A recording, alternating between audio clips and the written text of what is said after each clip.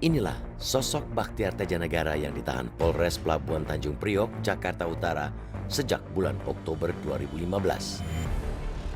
Pria kelahiran Malang 2 Mei 1963 ini ditahan karena dituduh sebagai otak dari sekelompok orang yang berupaya menakut-nakuti, mengintimidasi, serta menghalangi petugas bea cukai yang akan memeriksa barang ekspor. Bersama anak buahnya, Bakhtiar Tejanegara yang mengaku sebagai Ketua Umum Ormas Laskar Merah Putih ini menghalangi petugas bea cukai Pelabuhan Tanjung Priok yang mau memeriksa 20 kontainer berisi pasir konsentrat milik PT BCMG Tani Berkah yang hendak diekspor ke Tiongkok.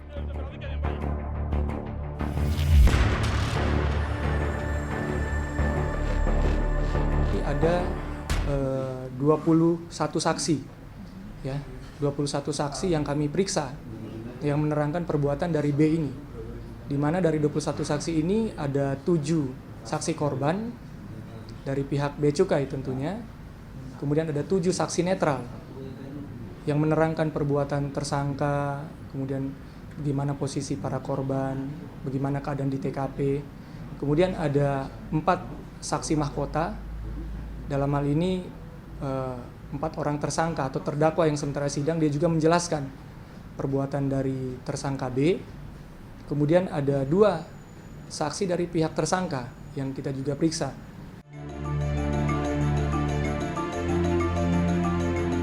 Tim Realitas mendatangi PT BCMG Tani Berkah untuk meminta penjelasan bagaimana Bakhtiar Tejanegara dan kelompoknya bisa terlibat dalam urusan ekspor pasir konsentrat ke Tiongkok.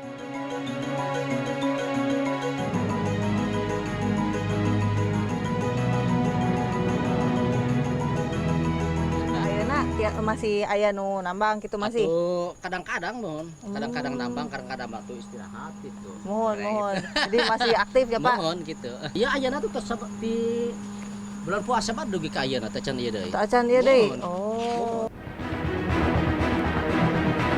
Belakangan polisi pun mendapatkan tambahan informasi mengenai sepak terjang Bakhtiar Tejanegara. Rupanya, pria yang mengaku sebagai Ketua Umum Laskar Merah Putih ini memang sering terlibat dalam bisnis ekspor-impor. Hasil pengembangan ini bukan di sini saja. Ini orang ini bukan pertama kali melakukan di sini. Ada tindak pidana lain yang pernah dilakukan dan dilaporkan bukan hanya di Polres Pelabuhan Tanjung Priok, tetapi di baik Polda maupun Mabes itu juga tidak jauh kaitannya dengan ekspor-impor. Oleh karenanya kita harus memberikan efek jerah, efek deterrence, ya, bahwa negara tidak boleh kalah dengan premanisme, tidak boleh kalah dengan preman. Ini merupakan wujud daripada premanisme itu. Isu-isu yang beredar di lapangan bahwa dia ini bermain mobil di Tanjung Priok. Seperti itu yang saya dengar isu-isunya. Akan terus memantau, mengawasi sampai proses sidang. Sudah berkali-kali Ormas Laskar Merah Putih menggelar aksi sebagai bentuk pembelaan diri. Kalau Bakhtiar Tejanegara bukanlah ketua umum mereka. Karena itu, mereka mendesak agar Bakhtiar segera diadili. 2010 waktu itu dia masih bendahara umum. Di LSM? Enggak, di LMP. Kita enggak sebut LSM waktu itu, LMP aja. Dia sudah tidak lagi menjabat dulu pada awal-awal Laskar Merah Putih berdiri tahun 2000 sampai 2004. Nah, tetapi setelah itu beliau sudah tidak lagi bergabung di kita dan dia mendirikan Ormas Laskar Merah Putih Gadungan. Sehingga pada saat dia main di pelabuhan ini mengaku sebagai Ormas Laskar Merah Putih Gadungan dan mengaku-ngaku sebagai ketua umum.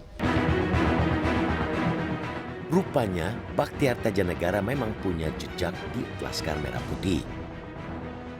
Lalu bagaimana Anda menginstruksikan kepada anak buah Anda sampai akhirnya terjadi tindakan kekerasan? Tidak ada tindakan kekerasan yang dari saya.